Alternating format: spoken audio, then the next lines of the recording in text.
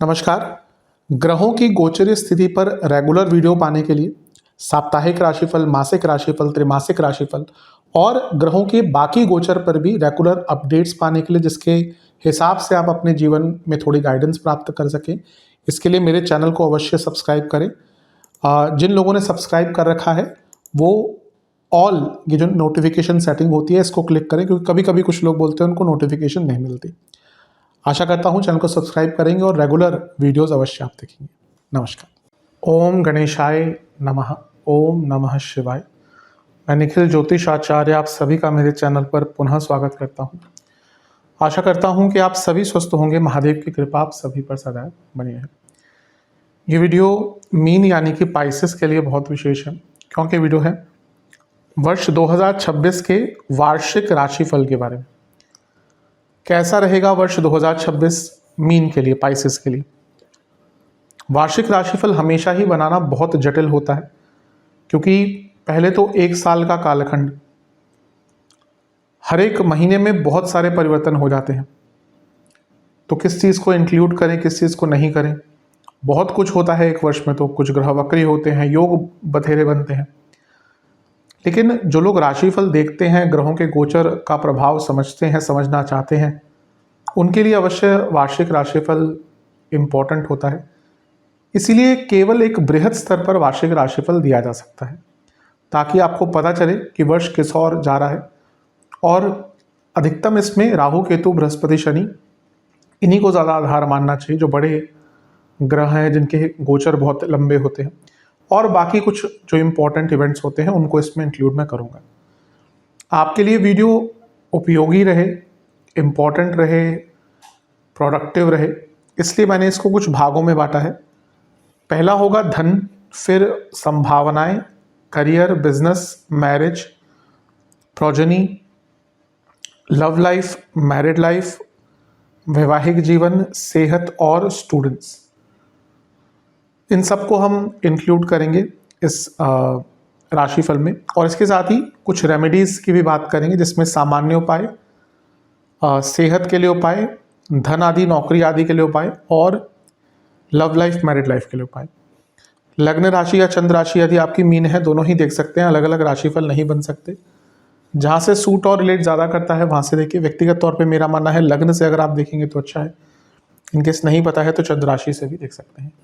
शुरू करते हैं इस राशिफल का सबसे पहले धन के साथ। शुरू करते हैं सबसे महत्वपूर्ण चीज़ के साथ, यानी कि धन। धन के दृष्टिकोण से वर्ष काफ़ी अच्छा दिख रहा है। इसके पीछे जो दो प्रमुख कारण हैं, बाकी भी चीज़ों पे हम आएंगे, लेकिन जो दो प्रमुख कारण है वो है कि आपके लाभ स्थान के जो स्वामी हैं शनि, वो पूरे वर्ष लग्न भाव में बैठेंगे। ठीक है, बीच में वक्री आदि होंगे, लेकिन है तो लाभेश।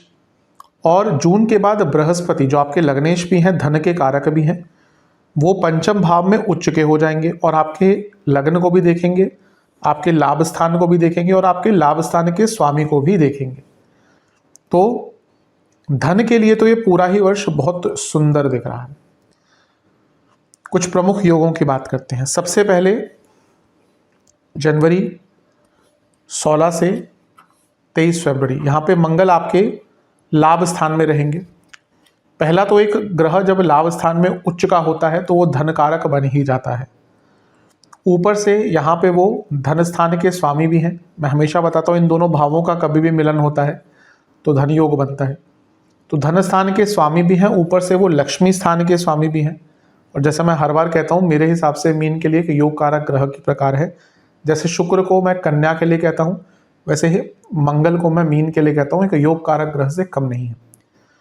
तो ये बहुत विशिष्ट योग है। 11वें घर में धनस्थान के स्वामी का आना पैसा तो देता ही है, लेकिन जब वो उच्च के अवस्था के हैं तो यहाँ पे पैसे कमाने की नई अपॉर्चुनिटीज भी आपको देने वाले हैं। कुछ ऐसे मार्ग आपके लिए खुल जाएंगे जो धन आगमन के लिए अच्छे होंगे। इनकम बढ़ाने के लिए, इनकम के सोर्सेस को एक्सपेंड करने के लिए ये जो योग है जनवरी फरवरी में, ये बहुत श्रेष्ठ है। इसके बाद 2 मार्च से 26 मार्च, ये पीरियड क्यों इंपॉर्टेंट है? क्योंकि यहाँ पे आपके शुक्र जो है वो लग्न में आकर बैठ जाएंगे, यानी कि मीन में। अब शुक्र की विशेषता क्यों है? क्योंकि वो लग्न में जब आए तो वो पंच महापुरुष योग बनाएंगे मालव्य नाम का, जो योग अपने आप में धन प्राप्ति का योग होता है। आपके अष्टमेश है शुक्र और तीसरे घर के स्वामी है। ये बताता है कि आपने जो मेहनत करी थी, क्योंकि शनि के साथ बैठे हैं, आपने जो मेहनत करी थी उसका परिणाम यहाँ पे धन स्वरूप आपको प्राप्त होगा। क्योंकि शनि के साथ बैठे हैं तो कुछ लॉन्ग टर्म करने का मौका मिलेगा, और शनि लाभेश है, शुक्र अष्टमेश है, तो अचानक से धन की प्राप्ति, speculative markets, will, ancestral property, गुप्त धन, इनकी वृद्धि होगी। इसके बाद योग कब बनेगा? इसके बाद योग बनेगा आपका जब मंगल आपके लग्न भाव में आकर बैठ जाएंगे, यानी कि 2 अप्रैल को। 2 अप्रैल को मंगल आपके लग्न भाव में आकर बैठ जाएंगे और आपके धन स्थान के स्वामी हैं, सबसे बड़ी बात है, और आपके लाभ स्थान के स्वामी शनि के साथ बैठेंगे। ये बहुत परिपूर्ण धन योग बन रहा है। शनि जॉब के कारक हैं, मंगल धन स्थान के स्वामी है, भाग्य स्थान के स्वामी है। जॉब में अगर जॉब करते हैं तो उसमें इंक्रीमेंट्स मिलेंगे। दोनों ही सप्तम भाव को देख रहे हैं, बिजनेस। और सबसे बड़ी बात है, शनि मंगल की जो जोड़ी होती है ना, ये बदलाव की जोड़ी होती है। आप अगर अपने इनकम के सोर्सेस में कुछ बदलाव करना चाहते हैं, बिजनेस करते हैं, कुछ नई चीज़ें ऐड करना चाहते हैं, जॉब करते हैं साथ में बिजनेस करना चाहते हैं, या कुछ भी चेंज अपने इनकम के सोर्सेस में लाना चाहते हैं, बहुत टाइम से लाना चाह रहे थे, नहीं ला पा रहे थे, यही वो टाइम है जब आप वो चेंज ला पाएंगे। बहुत अच्छा योग है। और जैसे मैंने कहा, धन स्थान और लाभ स्थान के स्वामी जब भी इनका मिलन होता है, किसी भी प्रकार से ये 2 भाव मिल गए तो धन योग बहुत अच्छा। और ये तो लग्न में ही बन रहा है, यानी कि एक प्रकार से बहुत बड़ा इवेंट आपके लिए होने वाला है। इसके बाद मंगल दूसरे भाव में आ जाएंगे 11 मई से 21 जून। यहां पे विशेषता क्यों है? क्योंकि वो धन स्थान के स्वामी हैं और धन स्थान में आ जाएंगे। भाग्य स्थान के स्वामी का धन स्थान में आना, ये भाग्य के द्वारा धन की वृद्धि होती है। ये एक ऐसा टाइम है जब शायद जितना आप एंटिसिपेट नहीं कर रहे होंगे उससे ज़्यादा धन की प्राप्ति आपको होगी। और क्योंकि मंगल धन स्थान में है तो प्रॉपर्टी से भी लाभ दिखता है, यानी कि कोई प्रॉपर्टी बेच के, या फिर कोई प्रॉपर्टी आपकी रेंट आउट हो सकती है, या कोई प्रॉपर्टी आपकी बहुत अच्छी अप्रिशिएट हो सकती है। फिर 2 जून से 31 अक्टूबर, ये तो एक ऐसा पीरियड है जो कह सकते हैं इस वर्ष का आपके लिए गोल्डन पीरियड है। क्यों? क्योंकि देवगुरु बृहस्पति आपके लग्न भाव को देखना शुरू कर देंगे। अब वो लग्नेश हैं, उच्च के धन के कारक हैं, सबसे बड़ी बात तो उनका लग्न को देखना, लक्ष्मी भाव में बैठकर लक्ष्मी स्थान को देखना और लग्न भाव को देखना, ये अपने आप में धन का सूचक है। लेकिन बृहस्पति 11वें घर को भी देख रहे हैं और 11वें भाव के स्वामी शनि को भी देख रहे हैं, यानी कि डबल एक्टिवेशन हो गया आपके शनिदेव का। यकीन मानिए, ये जो पीरियड होगा ना आपका, ये एक ऐसा पीरियड है जिसका यदि आपने लाभ उठा लिया, फिर शायद आपको आने वाले कई वर्षों तक बहुत मेहनत करने की आवश्यकता नहीं पड़ेगी। बहुत इंपॉर्टेंट पीरियड है, इसका लाभ उठाइएगा। ये एक्सपेंशन का टाइम है, ये एक ऐसा टाइम है जब आपका धन इस गति से बढ़ सकता है और ऐसे मौके आपको मिल सकते हैं ना, जैसे मैंने कहा ना, कि उसके बाद फिर कई सालों तक आपको ज़्यादा प्रयत्न करने की ज़रूरत नहीं पड़ेगी। स्पेकुलेटिव मार्केट्स हो, इन्वेस्टमेंट्स करी हुई हो, उससे लाभ हो, ये सब कुछ यहाँ पे दिख रहा है। 18 सितंबर से 31 अक्टूबर, ये पीरियड क्यों इंपॉर्टेंट है? क्योंकि यहाँ पे मंगल जो धन स्थान के स्वामी है वो धन कारक के साथ बैठ जाएंगे, तो ये अपने आप में धन योग बन जाता है। मैं कहता हूँ कि भावेश कारकेश साथ में है तो योग बन जाता है। लेकिन उससे इंपॉर्टेंट ये नीच भंग भी बन रहा है और ये धन स्थान के स्वामी के साथ बन रहा है, यानी कि मंगल के साथ। तो अगर आपका कोई पैसा फंसा हुआ था, लेट्स से कि आपका कोई पैसा अटक गया है, फंस गया है, तो वो जो धन है वो आपका यहाँ पर वापस आ सकता है। इसके बाद वर्ष के एकदम अंत में 18 सितंबर से 31 अक्टूबर तो ये रहा। इसके बाद वर्ष के एकदम अंत में राहु आपके कहाँ पे आ जाएंगे? राहु आपके 11वें घर में आ जाएंगे। राहु का 11वें घर में आना 18 साल बाद। राहु एक ऐसा ग्रह है जो यदि थोड़ा सा और कहीं साथ मिल गया ना, तो आपके जीवन को रातों रात बदल सकता है। तो ये वो पीरियड होगा दिसंबर का, जहाँ से आपके जीवन का धन कमाने के मामले में एक नया अध्याय शुरू होगा। यानी कि आपको इतना अग्रसर कर देंगे राहु, इतना आगे बढ़ा देंगे कि जैसे मैंने कहा ना कि फिर पीछे मुड़ने की आवश्यकता नहीं होगी। तो धन के दृष्टिकोण से ये पूरा ही वर्ष बहुत अच्छा दिख रहा है कि जो सारे मैंने कालखंड बताए हैं इनका लाभ उठाइएगा। बात करते हैं अपॉर्चुनिटीज़ की। ये वर्ष अपॉर्चुनिटीज़ से भरा है आपका, क्योंकि ये वर्ष ऐसा है जहाँ पर आपके देवगुरु बृहस्पति 12 साल बाद उच्च के हो रहे हैं और आपके लग्न को भी देखेंगे। तो ये वर्ष, और ये कॉमन नहीं होता 12 साल बाद एक ग्रह का उच्च का होना, और वो भी आपका लग्नेश और उनका भी लग्न को देखना। आप अगर याद करेंगे तो आज से 12 साल पहले 2014 में बृहस्पति उच्च के हुए थे। तो 2014 से 15 के बीच में अभी आपके जीवन में कुछ बहुत बड़े बदलाव आए होंगे। शुरू करते हैं। सबसे पहले पूरे वर्ष शनि लग्न में रहने वाले हैं। ये किस चीज के लिए इंपॉर्टेंट है? वो आपके लाभेश है और लग्न में है। तो ये पूरा वर्ष वृद्धि का है। आपको बहुत कुछ बढ़ाने का मौका मिलेगा, जिसमें ज्ञान भी है, जिसमें धन भी होगा और एसेट्स की वृद्धि भी दिख रही है, क्योंकि 11वां भाव एसेट्स का होता है। तो ये ऐसा वर्ष है जहां पे आपके एसेट्स की वृद्धि भी होने वाली है। और क्योंकि वो 12वें घर के स्वामी भी हैं, तो निरंतरता से आपको बदलाव करने का मौका मिलेगा। और 12वें घर के स्वामी हैं तो आपको अध्यात्म की ओर जाने का भी मौका मिलेगा। और ये ऐसा वर्ष है जिसमें आप जो बदलाव लाएंगे उसके दूरगामी अच्छे रिजल्ट्स आपको आने वाले वर्षों में फील होंगे। और क्योंकि शनि पूरे वर्ष 10वें घर को देखेंगे, तो आपके अंदर एक कर्मठता, एक प्रोडक्टिविटी, एक विचारधारा आपकी ऐसी रहेगी कि हाँ, मुझे कुछ अलग करके दिखाना है। ये शनिदेव का प्रभाव रहेगा। वर्ष के शुरुआत में ही आपके भाग्येश मंगल उच्च के हो जाएंगे।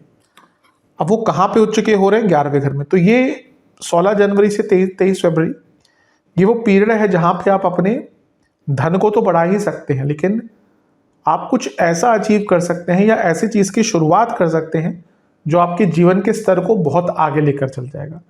हो सकता है आप कोई नया बिजनेस स्टार्ट कर दें यहाँ पे, हो सकता है कि आपका जॉब, आप अपने जॉब चेंज कर लें और आपको कोई ऐसा रोल मिल जाए जो मे बी पहले से अलग होगा लेकिन आपके जीवन को बदल कर रख देगा। और मंगल, जैसे मैं हर बार कहता हूं कि आपके लिए एक प्रकार के योग कारक ग्रह है। तो अगर आपका बहुत टाइम से कोई काम भी अटक रहा था ना, वो भी जनवरी के शुरुआत में ही पूरा हो जाएगा, या जनवरी के मध्य भाग में पूरा हो जाएगा। 2 मार्च से 26 मार्च मालव्य योग बनेगा शुक्र द्वारा। अब ये क्यों महत्वपूर्ण है? क्योंकि शुक्र तो साल में एक बार आपके लग्न में आके उच्च के होते ही हैं। उच्च के शुक्र लग्न में या किसी भी केंद्र में शुक्र स्वराशि के या उच्च की राशि के हों, मूल त्रिकोण राशि के हों, तो मालव्य नाम का महापुरुष योग बनता है। लेकिन यहाँ पे जो शुक्र है वो आपके लाभेश के साथ भी बैठे हैं, शनि के साथ। तो ये इंडिकेट करता है कि ये वो टाइम होगा जब आप बदलाव की तरफ जाना शुरू करेंगे, धन के मामले में भी, अध्यात्म के मामले में भी, और हिम्मत दिखाकर कुछ बहुत बड़े निर्णय ले पाएंगे। इसके साथ ही क्योंकि शुक्र तीसरे घर के स्वामी है, शनि 11वें घर के स्वामी है, दोनों ही काम त्रिकोण है, ये इच्छा पूर्ति का योग है। मार्च के महीने में आपकी कोई बहुत बड़ी इच्छा पूरी हो सकती है। 2 अप्रैल से 11 मई मंगल शनि लग्न भाव में। वैसे तो ये योग कोई बहुत अच्छा नहीं होता, लेकिन मंगल, जैसे मैंने कहा, आपके भाग्येश है, शनि लाभेश है। तो ये भी एक प्रकार से भाग्य और लाभ की वृद्धि का योग बन जाता है। मंगल, जैसे मैं हर बार कहता हूं, आपके लिए एक योग कारक ग्रह के प्रकार है। ये धन योग तो बन ही रहा है, तो ये फिर से प्रॉपर्टी का योग बन रहा है मार्च में, क्योंकि शनि आपके लाभेश हैं, जो एसेट्स का भाव है, मंगल प्रॉपर्टी के कारक है। तो मार्च में फिर से प्रॉपर्टी एसेट्स की वृद्धि का योग बन रहा है। लेकिन ये एक ऐसा योग, शनि मंगल शायद 1.5 साल में, 2 साल में एक बार साथ में आते हैं। ये वो टाइम होता है जब आप रिस्क ले सकते हैं। तो यहाँ पे आप अपने जीवन में कुछ अलग करने का रिस्क अगर लेंगे तो उसका लाभ आपको प्राप्त होगा।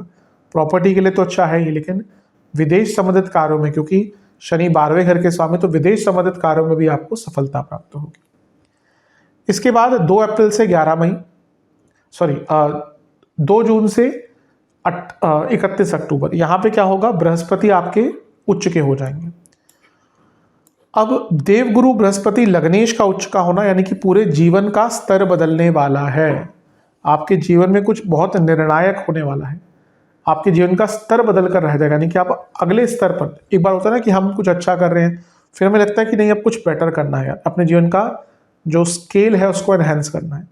तो यहाँ पे अपने जीवन के स्तर को बढ़ाने के लिए ये टाइम आपका बहुत शुभ है।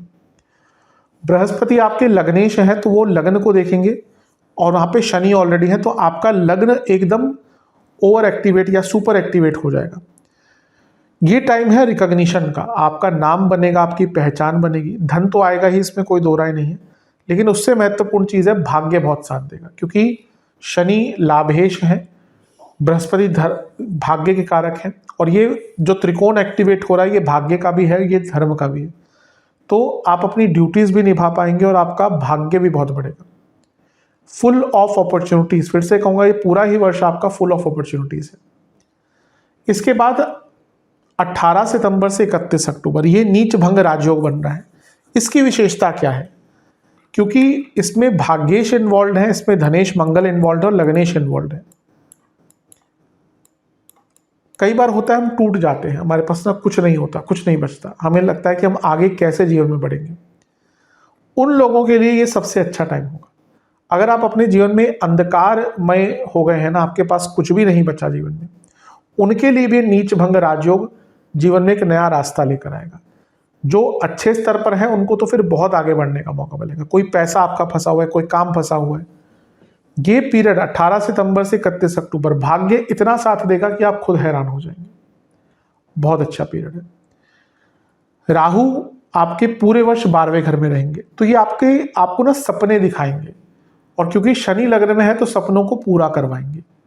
भाई सपना पूरा वही करेगा ना जो देखेगा, तो राहु तो सपनों के एक ग्रह है ही, लग्न में होते हैं तो भी 12वें घर में होते तो सपने बहुत दिखाते हैं, लेकिन उनको पूरा तो मेहनत के द्वारा ही करा जा सकता है। तो शनि जो है वो आपके, और शनि की राहु और शनि और राहु का जो संबंध बन रहा है ये आपको आपके सपने भी पूरे करवाएगा।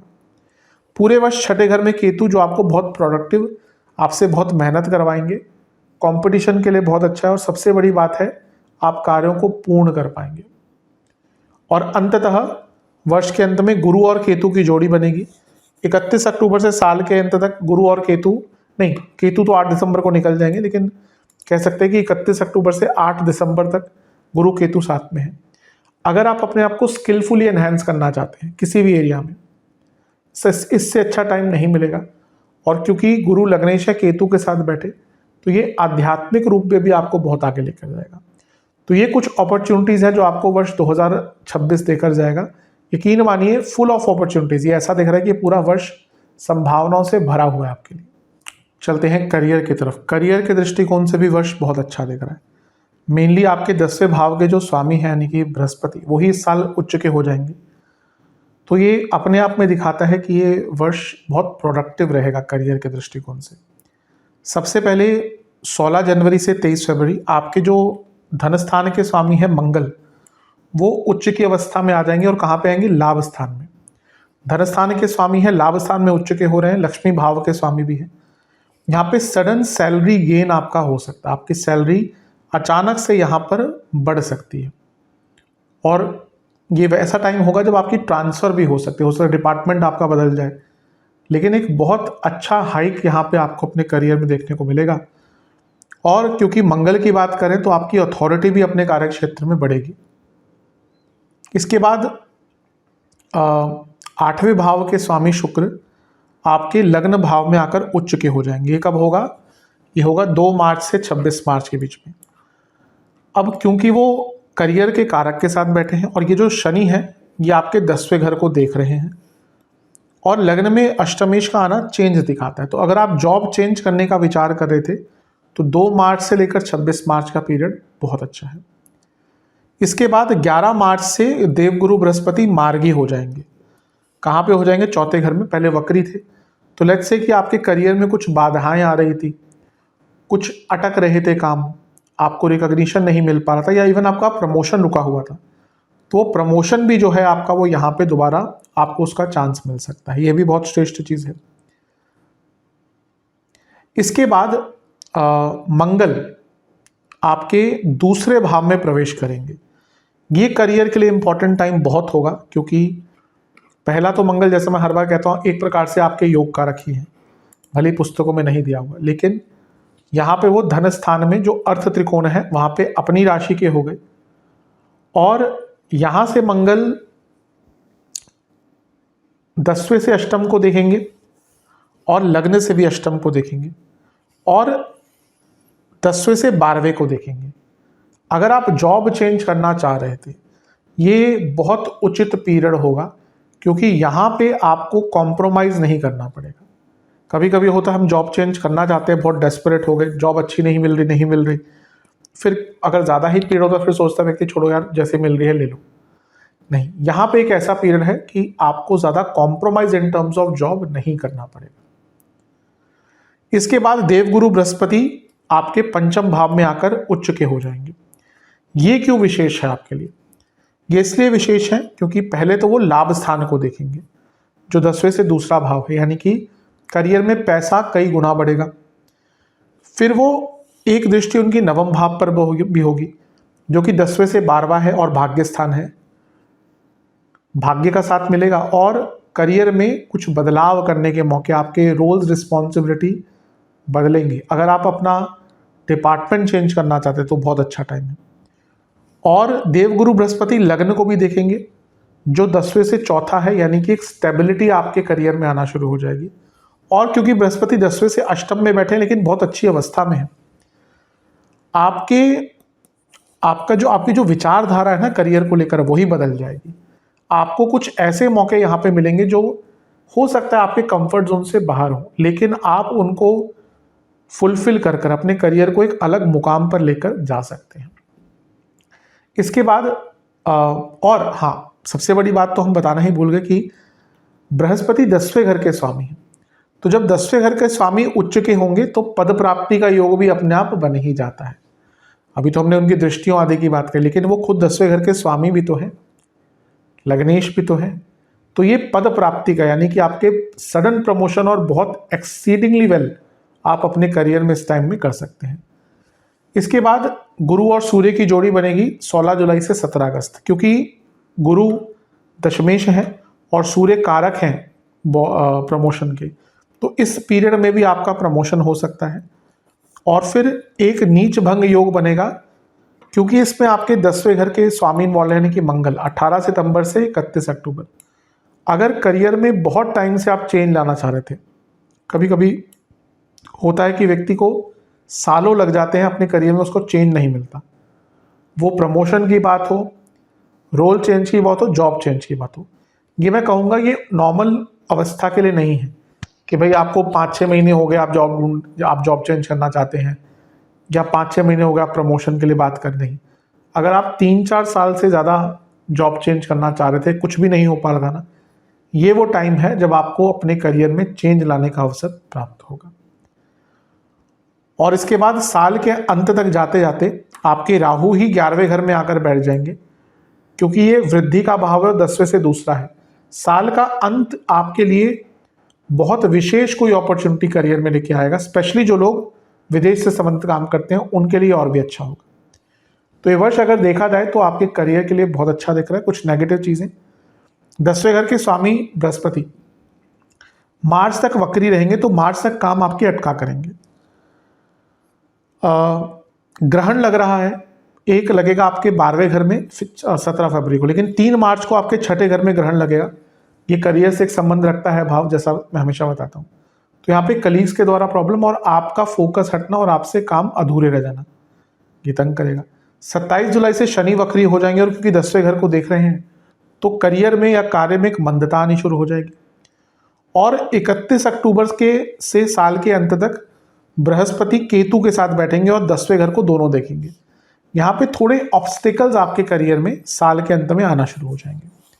कौन से करियर राइज करेंगे? Finance, management, HR, hospitality, forces, administration, graphics, IT, software, machine learning. विशेष प्रेडिक्शन, ये वर्ष सरलता का नहीं है,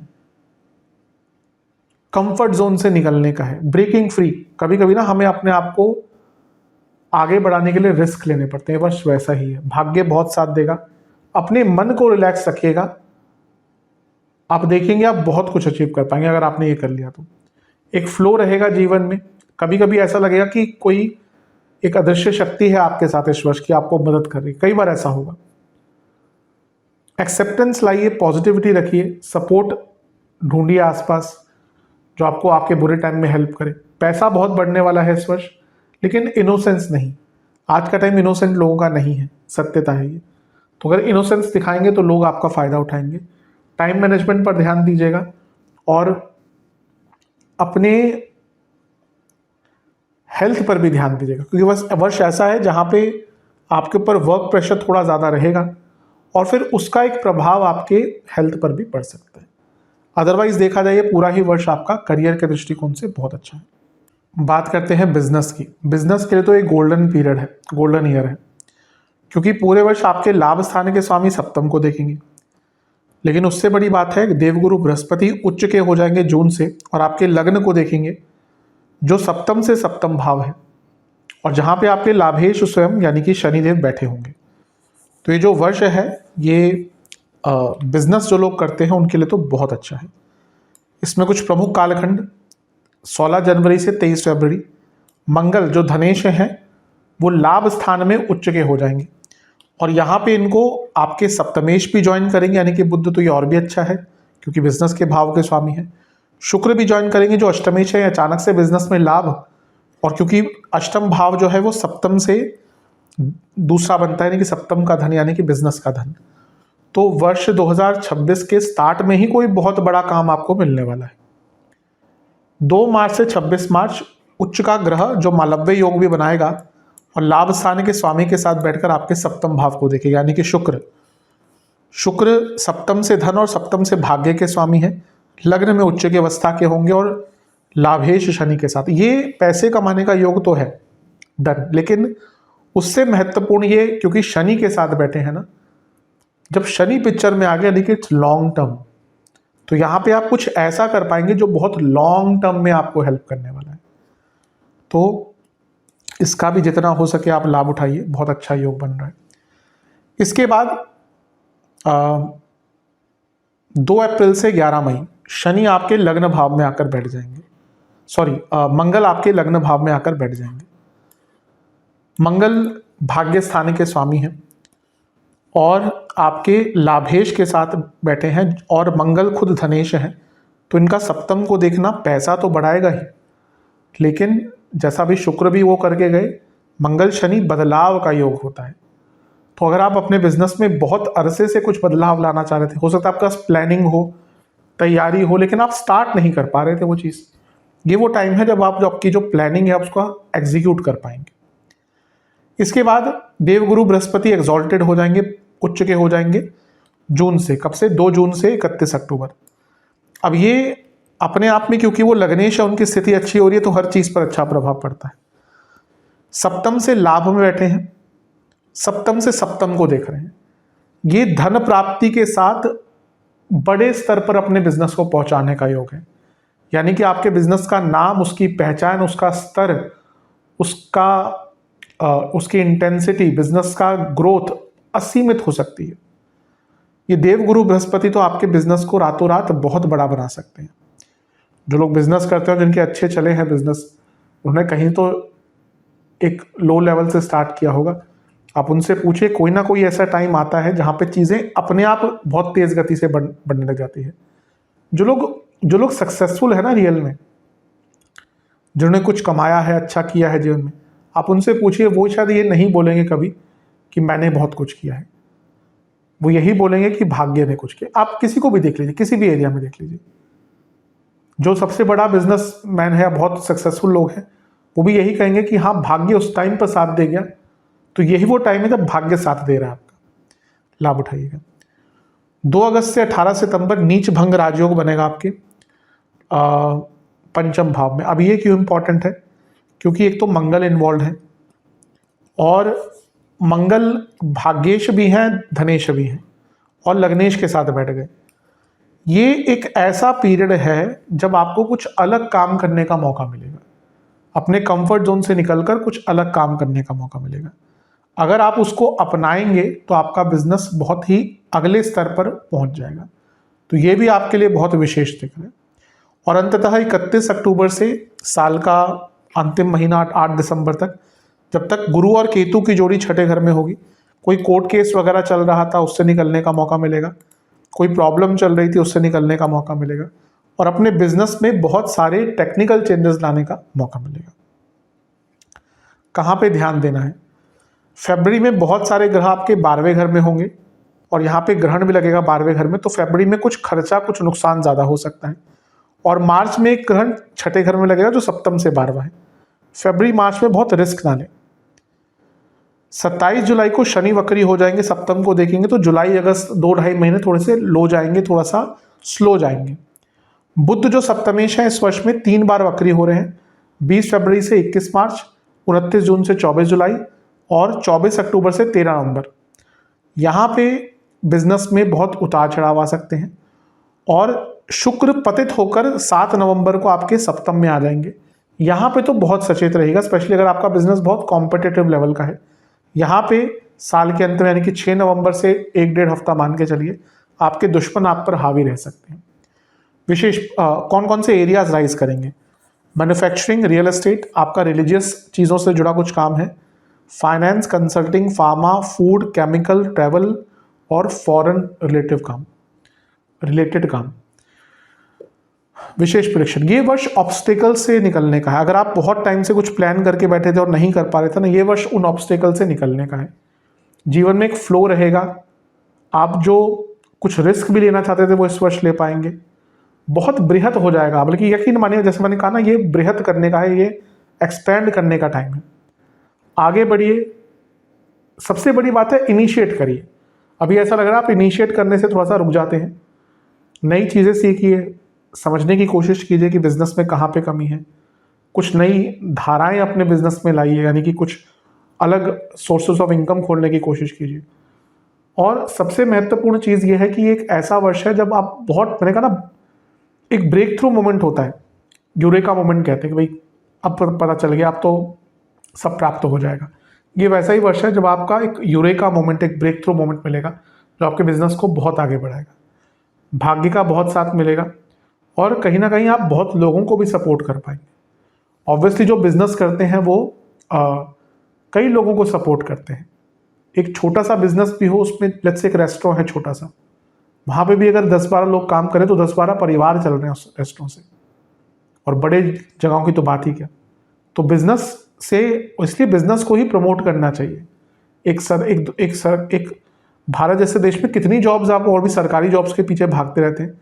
हाँ, ये है, इसमें गलती थोड़ी सरकार की भी है कि बिजनेस जो करता है आज भी ना, उनको जैसे एक क्रिमिनल की नज़र से देखा जाता है, पैसा बचा रहा होगा। नहीं, बिजनेस, अगर सरकार को भी आगे बढ़ना है, हमारे देश को आगे बढ़ना, तो बिजनेसमैन को और प्रमोट करना चाहिए, उनके लिए चीज़ें ईजी होनी चाहिए, क्योंकि वही वो लोग हैं जो बड़े स्तर पर लोगों को एम्प्लॉयमेंट दे सकते हैं। तो ये वर्ष है जहाँ पे आप जब एक्सपैंड करेंगे तो आप लोगों को भी सपोर्ट करेंगे, डायरेक्टली और इनडायरेक्टली हर तरह से करते हैं। डायरेक्टली तो आप लोगों को एम्प्लॉय करके करेंगे, इनडायरेक्टली जो आप टैक्सेस देते हैं उससे करेंगे। रिस्क लेने का वर्ष है, अगर रिस्क लेना है यही वो वर्ष है, स्पेशली जून के बाद कुछ अलग करना है, करिए, लाभ मिलेगा। ओवरऑल देखा जाए ये वर्ष बिजनेस के दृष्टिकोण से काफ़ी अच्छा है। अब बात करते हैं विवाह के योग की। विवाह के योग बन रहे हैं क्या इस वर्ष? बिल्कुल बन रहे हैं।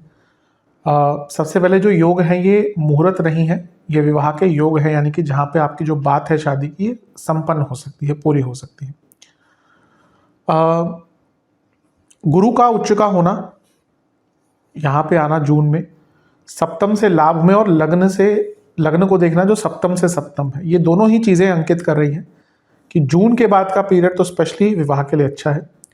उसके पहले अगर बात करें तो मंगल शुक्र की जोड़ी रहेगी यहाँ पर आपके लाभ स्थान में। मंगल 16 जनवरी को आएंगे, शुक्र 13 जनवरी को ऑलरेडी होंगे, यानी कि 16 जनवरी से 6 फरवरी मंगल शुक्र की जोड़ी अपने आप में विवाह का कारक होती है। और ये आपके 11वें भाव में जब बनेगी जोड़ी, जिसमें आपके मंगल है, शुक्र विवाह के कारक हैं, और ये सप्तम से त्रिकोण में, तो ये पीरियड बहुत अच्छा है। फिर 2 मार्च से 26 मार्च जब शुक्र जो कारक हैं विवाह के, वो आपके लग्न में आकर बैठ जाएंगे और वो आपके लाभेश शनि के साथ होंगे। मैं कई बार बताता हूँ, लाभ स्थान भी विवाह के लिए इंपॉर्टेंट होता है, क्योंकि सप्तम से त्रिकोण है और वृद्धि का भाव है। जब भी कुछ बढ़ता है जीवन में तो 11वें भाव को देखा जाता है। 2 जून से 31 अक्टूबर, जैसा मैंने अभी कहा, बृहस्पति एक तो लग्नेश है, उच्च के हो जाएंगे, वो सप्तम से लाभ में है, यानी कि सप्तम का लाभ, यानी कि क्या हुआ, बिजनेस में भी होता है और विवाह का या विवाह से संबंधित चीज़ों में लाभ। और वो सप्तम से सप्तम को देखेंगे, यानी कि लग्न को, और जैसा मैंने कहा सप्तम से पंचम को भी देखेंगे। तो बृहस्पति का तो गोचर आपके लिए बहुत निर्णायक रहेगा। जिनके विलंबित हो रहे हैं, विवाह नहीं हो पा रहे हैं, उनके लिए भी बहुत अच्छा है। और इसी पीरियड में आपके जो बुध हैं 22 जून से 7 जुलाई के बीच में वो आपके गुरु के साथ होंगे। उच्च के लग्नेश के साथ सप्तमेश, ये पीरियड 22 जून से 7 जुलाई बहुत प्रोमिनेंट है, जहाँ पे कई लोगों का विवाह पक्का हो सकता है। और अंततः 7 सितंबर से 7 सितंबर से 26 सितंबर तक। और फिर उसके बाद यहाँ पे क्या होगा, यहाँ पे जो आपके बुध हैं 7 सितंबर से 26 सितंबर के बीच में, यहाँ पे आपके बुध सप्तम में उच्च की अवस्था में रहेंगे। ये पीरियड बहुत अच्छा है। और क्योंकि सप्तम भाव के स्वामी है ना, तो ये यहाँ पे आप देखें तो एक अच्छा लंबा समय यहाँ पे बुध सप्तम में काट रहे हैं, और बृहस्पति का योग भी यहाँ पर बना ही रहेगा, तो ये पीरियड अच्छा है। उसके बाद 1 अगस्त से 2 सितंबर यहाँ पे शुक्र जो है वो आपके सप्तम भाव में होंगे, जो कारक हैं आपके विवाह के। तो शुक्र क्योंकि इसके बाद वक्री हो जाएंगे, कुछ टाइम बाद वक्री हो जाएंगे शुक्र, तो यहाँ पे उनकी गति भी आप देखें तो थोड़ा सा धीरे है। शुक्र औसतन 26 दिन 27 दिन बिताते हैं एक राशि में, और यहाँ पे वो 1 अगस्त से 2 सितंबर बिताएंगे, यानी कि ये एक महीने का पीरियड आपको मिल जाएगा 1 सितंबर से 2 सितंबर, जब शुक्र आपके सप्तम में होंगे और विवाह के कारक होने के नाते आपका विवाह का योग आपके लिए बना कर जाएंगे। तो ये पीरियड बहुत अच्छा है। ये मेरे को बुध से पहले बताना चाहिए था, लेकिन वो मैंने पहले बता दिया। तो 7 सितंबर से 26 सितंबर बुध के कारण, और 1 अगस्त से 2 सितंबर शुक्र के कारण आपके सप्तम भाव में जो योग बनेगा उससे भी विवाह का अच्छा योग है। तो ये विवाह के लिए वर्ष आपका देखा जाए काफ़ी अच्छा है। अब बात करते हैं संतान के योग की। संतान के योग बन रहे हैं? हाँ, बन रहे हैं। बहुत ज़्यादा अच्छे योग नहीं है, क्योंकि पहला जो योग बनेगा इस वर्ष वो जून से ही बनेगा। उससे पहले का जो समय है बहुत श्रेष्ठ नहीं दिख रहा, मैंने जितना आंकलन किया। हाँ, 2 जून से 31 अक्टूबर ये तो बहुत श्रेष्ठ योग है। पंचम में गुरु जो कारक है संतान के, और उच्च की अवस्था के बैठे हैं, बहुत अच्छा योग। बल्कि कंसीविंग के लिए इससे अच्छा टाइम मिल ही नहीं सकता। कई बार कुछ लोगों ने पूछा है कि कारको भावनाशय दोष क्या पंचम पर गुरु का नहीं लगता? हर जगह हर चीज़ पर कारको भावनाशय दोष नहीं काम करता। जैसे मैं हर बार बताता हूँ, चौथे घर के चंद्रमा कारको भावनाशय किस चीज़ के लिए है? मन के लिए, इमोशंस के लिए। वैसे ही पंचम के गुरु पर कारको भावनाशय जो लगता है ना, वो संतान से संबंध के लिए लगता है। संतान उत्पत्ति पर उतना नहीं उसका प्रभाव होता, पर हाँ संतान से संबंध बिगड़ते हैं, लेकिन वो यहाँ पे चर्चा का विषय नहीं है। कंसीविंग के लिए 2 सितंबर से 31 अक्टूबर ये बहुत अच्छा पीरियड है। उसके बाद 31 अक्टूबर से साल के अंत तक का ही मान लीजिए 13 दिसंबर तक का, जब तक गुरु वक्री नहीं होते, ये उन महिलाओं के लिए बहुत अच्छा है जो IVF आदि के थ्रू कोई मेडिकल प्रोसीजर जिसमें थोड़ा सा जटिलता होती है, थोड़ा सा ज़्यादा प्रोसेसेस होते हैं, उनके थ्रू संतान प्राप्ति करना चाहते हैं, तो 31 अक्टूबर से 13 दिसंबर ये पीरियड अच्छा रहेगा। तो ये 2 प्रमुख कालखंड है इस वर्ष के, जहाँ पे संतान का बहुत अच्छा योग आपके लिए बन रहा है। चलते हैं लव एंड रिलेशनशिप की तरफ। लव एंड रिलेशनशिप के लिए ठीक ठाक वर्ष है, बहुत बुरा नहीं कहूँगा। सबसे बड़ी बात तो है कि लग्न में शनि है जो पंचम से नवम है, तो इवन जो लोग रिलेशनशिप में थोड़ा लॉन्ग टर्म सोचना शुरू कर देंगे। और पंचम में बृहस्पति भी आएंगे इस वर्ष जून के बाद से, वहाँ से स्थिरता और आनी शुरू होगी। कई लोग रिलेशनशिप को लेकर काफ़ी श्योर हो जाएंगे, और फिर हो सकता है कई लोग साल के मध्य भाग के बाद जो रिलेशनशिप में वो विवाह की तरफ भी आगे बढ़े। तो ये वर्ष अगर देखा जाए, क्योंकि लव लाइफ एक ऐसी चीज़ है उसको बृहत लेवल पर ही बताया जा सकता है, क्योंकि बहुत बदलाव आते हैं उसमें, लेकिन मैक्रो लेवल पर देखा जाए तो ये जो वर्ष है ये ठीक है। हाँ, कहाँ पे थोड़ा सा ध्यान देना है आपको, वर्ष के शुरुआती भाग में बहुत सारे ग्रह आपके 11वें घर में होंगे, जनवरी से फरवरी के मध्य में ये सारे ग्रह पंचम पर प्रभाव डालेंगे, तो ये पीरियड काफ़ी अच्छा नहीं होगा। यहाँ पे ब्रेकअप आदि आपके हो सकते हैं। मई में 11 मई के आसपास मंगल यहाँ पे आके पंचम भाव को देखेंगे। यहाँ से 1.5 महीने का पीरियड भी अच्छा नहीं, क्योंकि यहाँ पे बहुत ज़्यादा लड़ाई झगड़े हो सकते हैं। बृहस्पति आपके पंचम भाव में गोचर करेंगे।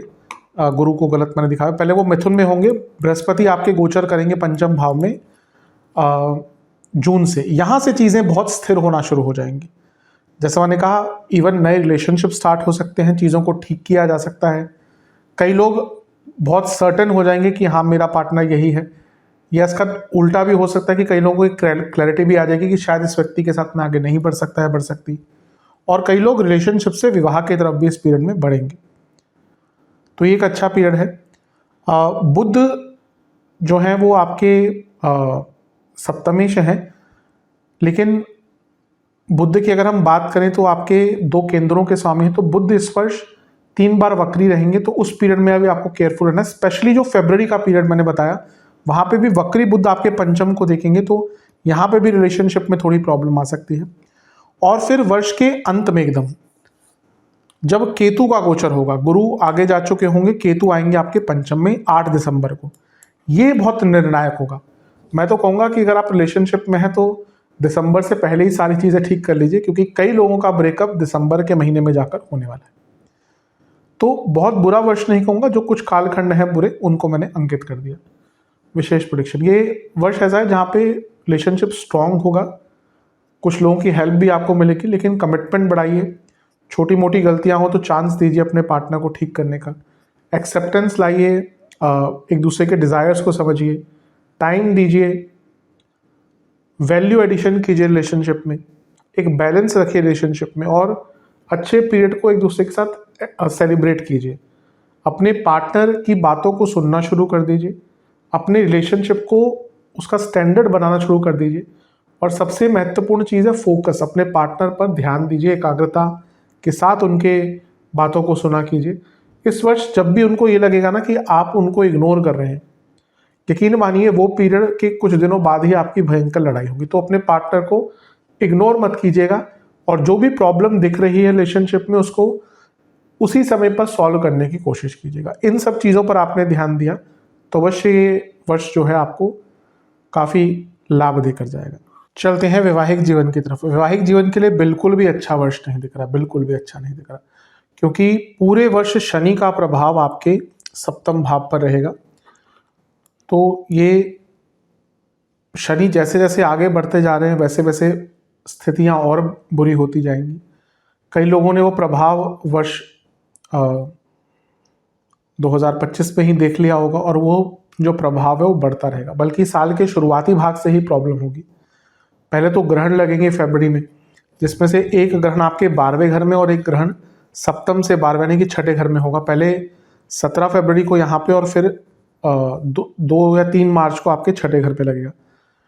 तो यहाँ पे कुछ लोग के बीच में अचानक से लड़ाई हो जाएगी, और वो अचानक से सेपरेशन की तरफ जा सकते हैं। इसके बाद 23 फरवरी से मंगल दोष स्टार्ट हो जाएगा, करीबन 135-40 दिन तक, 45 दिन यहाँ पे। फिर 2 अप्रैल को वो आपके लग्न में आएंगे, फिर मई में आपके दूसरे घर में आएंगे, फिर जून में आगे निकल जाएंगे। यानी कि 23 फरवरी से जून के मध्य तक आपका मंगल दोष चलेगा, जो बहुत तंग करेगा। हाँ, एक पीरियड है जो थोड़ा सा बचाएगा, वो है गुरु का पंचम में आना, क्योंकि वो लग्नेश है उच्च की अवस्था में और सप्तम से सप्तम को देखेंगे। तो जून जुलाई ये थोड़ा ठीक जाएगा, यहाँ पे चीज़ों को ठीक भी कर पाएंगे। लेकिन 27 जुलाई को जैसे ही शनि वक्री होंगे, दिसंबर तक वक्री रहेंगे, फिर चीज़ें एकदम अव्यवस्थित होंगी और गुरु थोड़ा बचाते रहेंगे। लेकिन 31 अक्टूबर को जब गुरु का भी राशि परिवर्तन हो जाएगा तो चीज़ें फिर आउट ऑफ कंट्रोल हो सकती हैं। और साल के अंत में तो राहु का और केतु का गोचर भी हो जाएगा, और राहु का सप्तम में होना, सप्तम को दृष्टि डालना शनि के साथ, यानी कि दिसंबर के महीने में कई लोगों की मैरिड लाइफ में भयंकर दिक्कतें आ सकती हैं। तो ये वर्ष बहुत पॉजिटिव तो नहीं कहूँगा।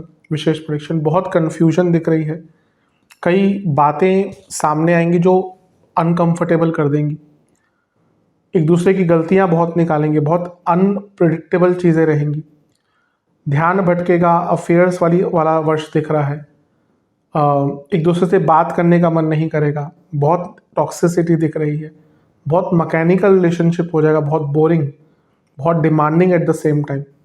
कई बार ऐसा मन में आएगा कि इस रिश्ते को तोड़ के आगे बढ़ा जाए। बहुत अनडिसाइसिवनेस दिख रही है और बहुत मतलबी रिलेशनशिप दिख रहा है। ये साल वैवाहिक जीवन के लिए बहुत अच्छा तो आपका बिल्कुल भी नहीं दिख रहा। अब बात करते हैं वार्निंग्स की, कुछ सावधानियां जो आपको बरतनी है। सबसे पहले पूरे वर्ष शनि लग्न में रहेंगे, सेहत के लिए अच्छे नहीं होते क्योंकि 12वें घर के स्वामी हैं। टाइम मैनेजमेंट नहीं कर पाएंगे। कई बार ना आप समय के पीछे ही भागते रह जाएंगे, इसलिए टाइम मैनेजमेंट पर ध्यान नहीं दिया तो चीज़ें बहुत अव्यवस्थित रहेंगी। मैं तो कहूँगा प्री शेड्यूल किया कीजिए चीज़ों को। और बहुत ज़्यादा वर्क प्रेशर, आपके ऊपर बहुत वर्क प्रेशर रहेगा, जो भी आप करते हैं, जॉब करते हैं, बिजनेस करते हैं, उसके कारण बहुत ज़्यादा स्ट्रेस भी रहेगा। राहु पूरे वर्ष 12वें घर में दिसंबर तक, तो ये ओवर स्पेंडिंग करवाएंगे, लाइफस्टाइल को आपके बहुत डिस्टर्ब रखेंगे, तो अपने लाइफस्टाइल को अच्छा रखने की कोशिश कीजिएगा।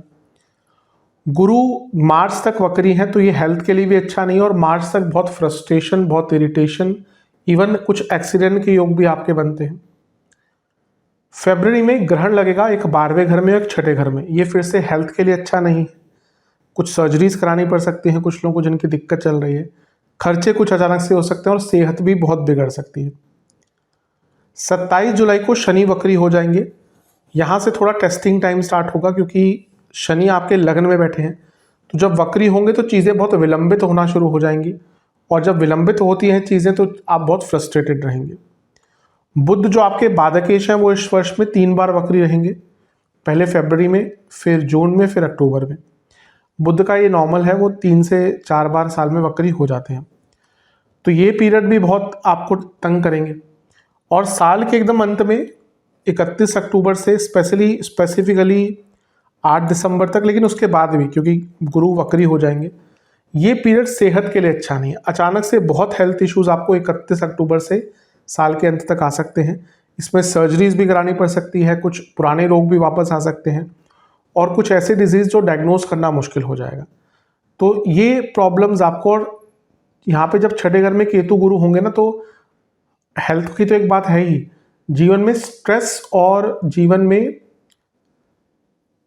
नेगेटिविटी तो नहीं कहूँगा, लेकिन डिटैचमेंट बहुत ज़्यादा हो जाएगा। आपको डिटैचमेंट भी नहीं कहूँगा, अनहैप्पीनेस आ जाएगी, लेकिन आपको किसी भी चीज़ से खुशी का जो अनुभव होता है वो नहीं प्राप्त होगा। तो ये कुछ एरियाज हैं और ये कुछ कालखंड है जहाँ पे आपको केयरफुल रहना है।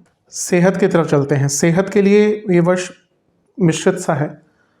सबसे पहले पूरे वर्ष लग्न में शनि रहेंगे जो 12वें घर के स्वामी हैं, तो सेहत पर खर्चा काफ़ी होगा। पूरे वर्ष में नसों की problem, general weakness, nutritional deficiencies, पैरों के रोग, स्लीप डिसऑर्डर, हड्डियों के रोग, डिजेनरेटिव इश्यूज, आंखों के रोग चलते रहेंगे। ऑलमोस्ट पूरे वर्ष दिसंबर तक राहु 12वें घर में, ये स्लीप डिसऑर्डर देंगे, मेटाबॉलिक डिसऑर्डर देंगे। केतु 6ठे घर में पेट के रोग देंगे, बने रहेंगे पूरे वर्ष पेट के रोग। आपके जो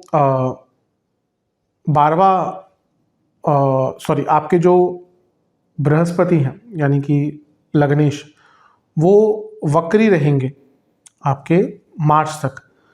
और मार्च से पहले देखें तो 12वें घर में बहुत सारे ग्रह आएंगे, लग्न में बहुत सारे ग्रह आएंगे, मारक भाव में बहुत सारे ग्रह ये गोचर करते रहेंगे, स्पेशली मार्च तक। मारक यहाँ तक तो नहीं जाएंगे, लेकिन फरवरी से मार्च तक या जनवरी से मार्च तक आपके 12वें लग्न में भाव में बहुत सारे ग्रह रहेंगे। और यहाँ पे आपके लग्नेश भी वक्री रहेंगे जो 12वें घर को देखेंगे। तो यहाँ पे पैरों के रोग, कफ रोग, ENT प्रॉब्लम, दांतों के रोग और आंखों के रोग बहुत बने रहेंगे। 2 मार्च से 26 मार्च शुक्र लग्न में आएंगे जो कई चीज़ों के लिए अच्छे होंगे, लेकिन वो अष्टमेश हैं और उनका 12वें घर के स्वामी के साथ बैठना अचानक से हॉस्पिटल की विजिट्स, मेटाबॉलिक डिसऑर्डर, थायराइड की प्रॉब्लम, हार्मोनल प्रॉब्लम करवा सकता है। 2 जून को बृहस्पति उच्च के हो जाएंगे, ये कई चीज़ों में अच्छा प्रभाव देगा, बचाएंगे, लेकिन वेट गेन हो सकता है। और वैसे भी मीन लग्न वाले लोगों का वेट गेन बहुत जल्दी हो जाता है अधिकतम, अंटिलस के जैसे शनि लग्न में है या बुध लग्न में है कुंडली में। लेकिन यहाँ पे बहुत संभावना है कि आपका वेट बहुत बढ़ सकता है और आपको डायबिटीज़ आदि डायग्नोस हो सकती है। 27 जुलाई से 27 या 26 जुलाई से शनि वक्री हो जाएंगे। यहाँ पे फिर से ना बहुत ज़्यादा वीकनेस फील होगी आपको साल के अंत तक, नसों की प्रॉब्लम बहुत रहेगी, पैरों में दिक्कत बहुत रहेगी और न्यूट्रिशनल डेफिशिएंसीज। और सबसे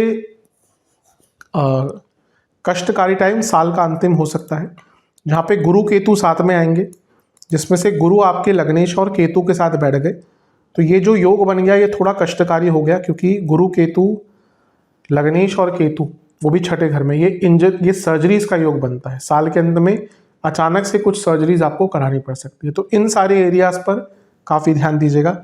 मोटे मोटे तौर पर देखूं, पेट के रोग, sleep disorder, metabolic disorder, weight gain, diabetes और हार्मोनल प्रॉब्लम्स और वीकनेस, जनरल वीकनेस, ये चीजें आपको इस वर्ष बहुत तंग करें।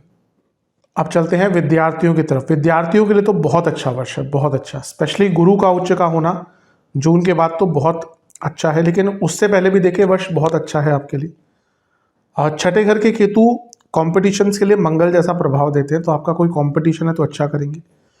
मंगल की अगर हम बात करें, मंगल वर्ष के शुरुआत में ही उच्च के हो जाएंगे और पहले 16 जनवरी से 23 फरवरी तक पंचम को देखेंगे, फिर 23 फरवरी से अप्रैल तक आपके 12वें घर में छठे घर को देखेंगे, फिर लग्न में ही आ जाएंगे अप्रैल में, फिर मई में यहाँ पे आ जाएंगे। लग्न में उनका आना कंपटीशन के लिए, और फिर पंचम जब वो दूसरे घर में आएंगे मई में, फिर भी पंचम भाव को देखेंगे। तो उनका प्रभाव या तो पंचम से, लग्न से या छठे से काफ़ी टाइम तक बने रहेगा। तो कह सकते हैं कि जून तक का टाइम वैसे भी बहुत अच्छा है आपका कंपटीशन के लिए या एग्जाम्स वगैरह के लिए या अधूरे कार्यों को पूर्ण करने के लिए, क्योंकि वो आपके भाग्येश भी हैं। फिर गुरु ही जून से आ जाएंगे 31 अक्टूबर तक आपके पंचम में, फिर तो आपको किसी चीज़ की आवश्यकता ही नहीं। हर चीज़ बहुत आराम से, प्लेसमेंट्स, एडमिशन्स, सरकारी कोई इंटरव्यू, सरकारी कोई एग्ज़ाम, कार्य पूर्ण करना, रिसर्च पेपर्स देना, अच्छी जगह पे एडमिशन लेना, हर चीज़ में आपको बहुत लाभ मिलेगा। और इवन उसके बाद भी बृहस्पति छठे घर में चले जाएंगे 31 अक्टूबर से, तो ये भी कंपटीशन आदि के लिए अच्छा है। तो वर्ष, पूरा वर्ष आपके लिए अच्छा दिख रहा है। विशेष प्रेडिक्शन, ये वर्ष ऐसा है जब आप का सबसे बड़ा दुश्मन जो कोई होगा वो केवल आप ही होंगे, क्योंकि आप अपने आप से कई जगह पे झूठ बोलेंगे, इससे बचना है। मेडिटेशन का सहारा लीजिए, बहुत अच्छा कर सकते हैं आप इस वर्ष। बस अपने आसपास का माहौल अच्छा रखिए, ऐसा माहौल रखिए जो आपको प्रोटेक्ट करे। गाइडेंस की आवश्यकता बहुत दिख रही है। आगे बढ़ने की अगर संभावना आपके लिए बनेगी तो तभी बनेगी जब आपको अच्छे रोल मॉडल मिलेंगे इस वर्ष। भाग्य का बहुत साथ मिलेगा। जल्दबाजी से बचिएगा, लेकिन फिर भी टाइम मैनेजमेंट पर बहुत ध्यान देना है। हमेशा बड़ी सोच रखें और ये विचार रखें कि मुझे सक्सेस प्राप्त करनी ही है। ये एक ऐसा वर्ष है जब आपका फ्लो अच्छा रहेगा, आपकी प्रोडक्टिविटी बहुत अच्छी रहेगी, सक्सेस रेशियो बहुत अच्छा रहेगा।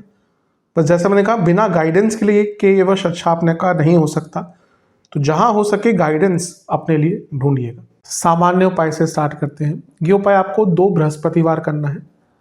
मंदिर जाइए, महादेव का केसर, गुलाब जल और गंगा जल, इनसे अभिषेक कीजिए। जो पंडित जी हैं वहां पर, उनको पीला वस्त्र, एक रुद्राक्ष की माला, एक चंदन की माला और दक्षिणा और मिठाई का डब्बा दीजिए। कुछ 1 या 2 या कितनी भी धार्मिक पुस्तकों का दान कीजिए मंदिर में। और फिर महादेव के सामने बैठकर रुद्र गायत्री मंत्र का और ओम सर्वेश्वराय नमः, इस मंत्र का 108 बार जाप कीजिए। वृद्धाश्रम में कुछ दान कीजिए। ये 2 बृहस्पतिवार आपको करना है लगातार। और वृक्षारोपण कीजिए, कुछ वृक्ष लगाइए, पौधा लगाइए। जगह नहीं है तो अपने घर में एक प्लांट लगा लीजिए। ये भी बहुत अच्छा उपाय होता है, क्योंकि ये आपको प्रकृति से जोड़ता है। तो ये उपाय करेंगे 2 बृहस्पतिवार तो बहुत लाभ मिलेगा। अब बात करते हैं सेहत के लिए आप उपाय क्या कर सकते हैं। 2 सोमवार इस उपाय को करना है। एक पात्र में दूध, सफ़ेद तिल, जौ, काले तिल, लौंग और शहद मिलाकर शिवलिंग का अभिषेक करें, फिर जल से अभिषेक करें। तली हुई मिठाइयों का भोग लगाएं महादेव को। ओम रुद्राय नमः का मंत्र का जाप करें। एक 4 मुखी घी का दिया अर्पण करें जिसमें कुछ गेहूं के दाने हो। और महादेव के मंदिर में आपको सरसों के तेल का दान करना है। अब बात करते हैं धन, व्यापार, नौकरी के लिए क्या उपाय है। ये उपाय 2 अमावस्या को करना है। लक्ष्मी जी को 2 प्रकार की दूध की मिठाइयों का भोग लगाइए। अगर उस मिठाई में केसर ऑलरेडी डला हुआ है तो अच्छा है, वरना एक केसर का हल्का सा टीका दोनों ही मिठाइयों पर, जो भी आप अर्पण करेंगे, बर्फी है कुछ भी है, वो उस पर लगा दीजिएगा।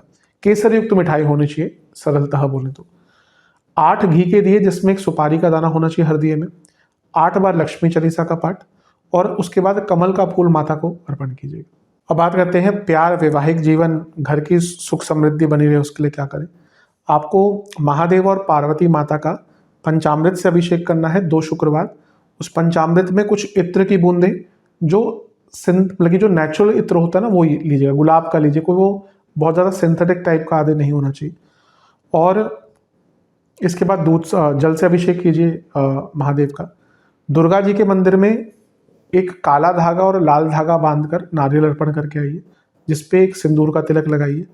और माता के मंदिर में इत्र और अगरबत्ती का पैकेट और घी, इसका दान कीजिए। ये आपको 2 शुक्रवार करना है, अवश्य लाभ मिलेगा। आशा करता हूँ वीडियो काम आएगी। चैनल पर नए हैं सब्सक्राइब कीजिए, वीडियो को लाइक कीजिए। मिलता हूँ अगली वीडियो में, तब तक के लिए ओम नमः शिवाय।